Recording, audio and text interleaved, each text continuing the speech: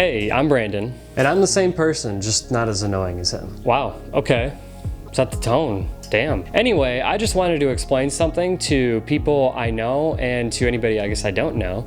It's about Andrew Yang and universal basic income. Who the f is that? Wait, is that the guy running for president? Oh my God. See, I told him not to talk about politics because that's like the worst thing you can do on the internet, but he insists, so good luck, man. I've told him a million times that it's not political, it's just about money and technology, and no one's gonna get offended. This is definitely not a political argument. Okay, fine, but don't expect me to not criticize it, man. A lot of people just don't know it yet, and I just want to explain it because I think it's not controversial either, and it's helpful. I'll try to listen. I'll try. Let's talk about it.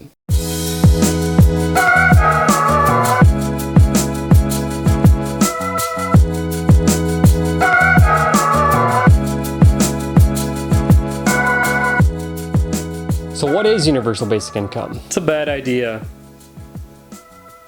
Sorry, I'll stop. So it's basically like a social security that guarantees a certain amount of money to every citizen without having to pass any tests or work requirements. Now, Andrew Yang is an entrepreneur who didn't just like randomly want to run for president. He wants to run in 2020 so he can implement this guaranteed income, which he calls the freedom dividend. And this isn't a radical new idea. It's not. Thomas Paine was for it. I don't know who that is. He was a founding father like around the 1700s, so a long time ago. Milton Friedman was for it. I don't know him either. He was an American economist, really smart guy, won like the most prestigious awards you can win in economic studies. And Martin Luther King was for it.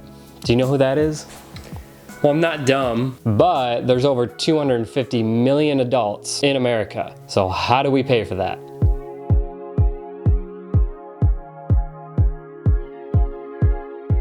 Well, we know over 250 million adults times $12,000 a year. Is this gonna be easy math? Like, I don't wanna go through a trigonometry lesson. Yes, this will be easy math. So if you're wondering what this little squiggly is, all it means is just approximately. So 250 mil times 12,000 a year, that's $3 trillion.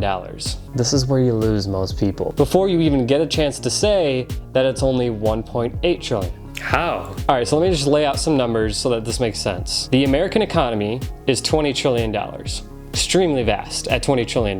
We have a $4 trillion federal budget, and then we have to remember we already have $1.5 trillion within 126 welfare programs and Social Security. So the welfare programs is what gets you from $3 trillion down to 1.8. Because if you're currently getting thousands of dollars worth of welfare programs, you get to keep that. The government isn't gonna take that away. And then you have a bunch of people that are under $1,000, like let's say you got $700 in food stamps, the government will give you $300 a month to get you up to $1,000. You'll always be guaranteed $1,000 no matter what. So if people are happy with what they have the option to keep it. So with all that, how do we get the 1.8 trillion? So with everybody having more money, the government is going to get $400 billion in new tax revenues because this $1,000 a month isn't just going to go to people and disappear.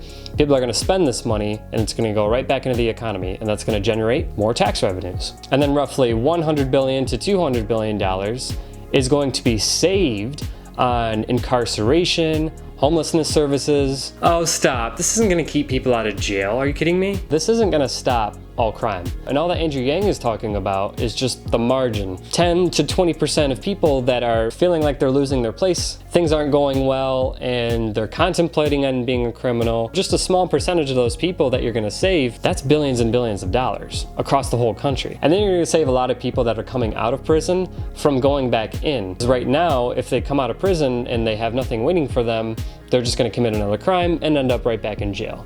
But if you tell them that they have $1,000 a month guaranteed waiting for them, that gives them an opportunity and they're less likely to end up back where they were. So the last 1.2 trillion is all gonna come from something that every other industrialized country in the world has, except for America, the value-added tax. This isn't a tax that is necessarily gonna be seen by consumers directly. This is more so on the production of goods. If you really wanna dig into all the details that go into the value-added tax, click this link right here. And so this is something that already exists in a bunch of other countries. Why isn't America doing it? And so that answers the 1.8 trillion. You're all the way there. Wait, hold up. hold up, isn't this just gonna like cause inflation? So you will see some prices increase, but it isn't gonna be a game changer. Like let's say the economy jumped from 20 trillion to 25 trillion. You've added a supply of money into the economy, and that's gonna cause inflation. But because of the value added tax, the $1,000 a month isn't new money. It's money that already exists in the economy. So really, this is just a redistribution of it. And the second thing is competition. Competition between companies and firms is gonna keep the prices low. And again, there's so many questions. I'll put another link right here, and this will take you to Andrew Yang's website, and you'll see a bunch of questions that people have asked, and he addresses them all there. So we know what it is, we know how to pay for it. Do you know what the next question is? I don't know.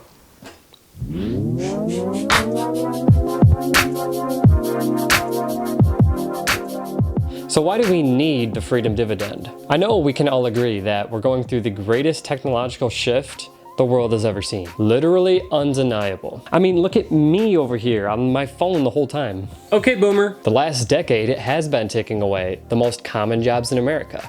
And I'm gonna play a clip for you here of Andrew Yang on the Joe Rogan podcast, and he's actually gonna talk about the 5 most common jobs and how they're being affected and what they're being affected by. Here you go. The 5 most common jobs in the United States right now are administrative and clerical work, retail and sales, food service and food prep, truck driving and transportation and manufacturing. Those 5 jobs comprise about half of all American jobs. Only 32% of Americans graduate from college, so the average American is a high school grad doing one of these 5 jobs. And if you look at it, technology is already doing a number on each of these jobs. Like the first, administrative and clerical, includes call center workers, and AI is in the process of taking over that job. Retail and sales, 30% of malls are closing in the next 4 years. So the danger here is to think of it as artificial intelligence is coming.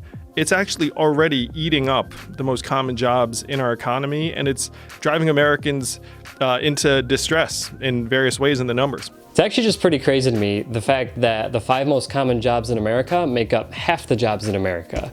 And if those are the jobs that are mainly being affected by robots, all this great new technology, and I don't mean that sarcastically, especially if you even keep all those jobs somehow, we're gonna have a money problem. Just truck driving alone, trucks are gonna start driving themselves. When that happens, truck drivers won't have their jobs anymore. And it's not gonna happen within the next few years, but it's definitely coming within a 10-year period. They're gonna see $168 billion in savings per year, and the average person will see very little of that. Like Facebook, Google, Amazon, they're gonna be just so rich, it just seems to make sense that we just take a small bit of this stupidly high amount of money and give it back to people. And then they'll just spend it on our stuff and we get it back. And it's just an endless cycle. And there's something that happens a lot with just the average person, you know, they blame all these robots. They blame all these things that are, well, most of the time better, but more efficient, safer, faster, cost efficient, but then one downside, which is job loss, and that somehow nullifies everything else. And nobody should be against this if we have something in place to take care of those people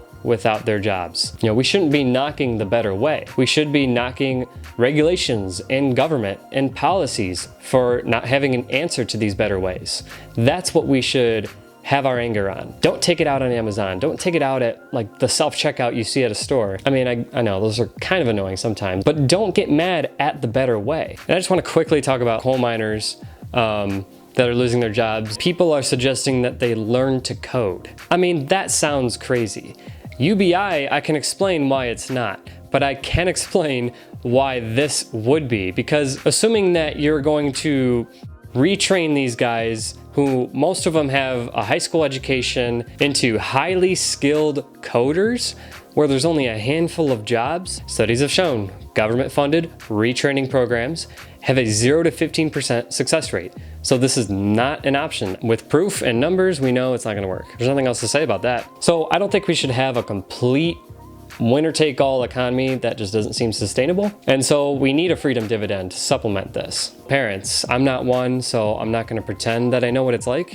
So I'll quote Andrew Yang. Literally, I'm gonna read the quote. Studies have shown that your kids are healthier, better nourished, more likely to graduate high school, get a further education, mental health improves, relationships improve, domestic violence goes down, hospital visits go down, and worker productivity goes up. And I think that's what a lot of boomers have a problem with. They think that if you get free money, $1,000 a month, that you're just gonna stop working and be lazy. Well, I mean, $12,000, it's like at the poverty line. Can't just live off that, you're still gonna have to work. So they're arguing that this will make you lazy when their argument itself is a lazy argument. So, I mean, really, I have a notebook of reasons to believe that this is all true, and it makes sense. The numbers back it up.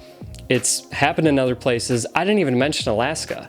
Alaska has had a dividend that they give out to all their citizens every year. For the past 37 years, all Alaskan residents get a dividend between $1,000 to $2,000 based on the trans-Alaskan oil revenues. And it's shown positive effects on Alaskans. I mean, you have an example within America. Again, this is another thing Andrew Yang has said. Technology and data is the oil of the 21st century. And this is why I pay any attention to this, because I don't like politics, you know, I like rockets. I love electric cars. Elon Musk, I hope you know who he is. He's endorsed Andrew Yang. So, I mean, there's just reasons everywhere. You know, you haven't interrupted me in a while. You okay? No, I mean, hey, I thought there was a lot wrong with this, but all right, man. I see you. Yeah, there's a lot right with this. See, I just convinced myself. So before we wrap this up, there's just one more thing that I should acknowledge, the counter strategies. I obviously can't list them all. Just things like wealth tax. See, like a wealth tax is not like the value-added tax. It's been tried in 15 European countries. Only 4 still have it. And what it does is taxes what you own. It doesn't necessarily tax your income. Like I saw this example somewhere, I can't remember where, but credit to whatever website. A farmer who owns a lot of land that's worth a lot of money, but doesn't necessarily have a high income, how do you expect him to pay for the wealth tax on very valuable land? Yeah, it helps in some areas of the economy for sure, but then it causes a lot of problems for others, and it hasn't worked in other places. So there you have it. I unpacked so many things. If you still have a question that went unanswered, you can leave a comment and I will answer it. I don't work for the campaign. I'm not affiliated with the campaign in any way. I just say all this because I genuinely believe in it and because I think it's important for everybody. So thanks for sticking with me all the way to the very end of this video. And also I'll put a poll up like right in front of my face, and I want to know if you thought this clone thing was cool or if it creeped you out after a while. I really don't know. Please like, comment, and subscribe. That way I can make more of these, and I'll see you in the next video. Thanks for watching.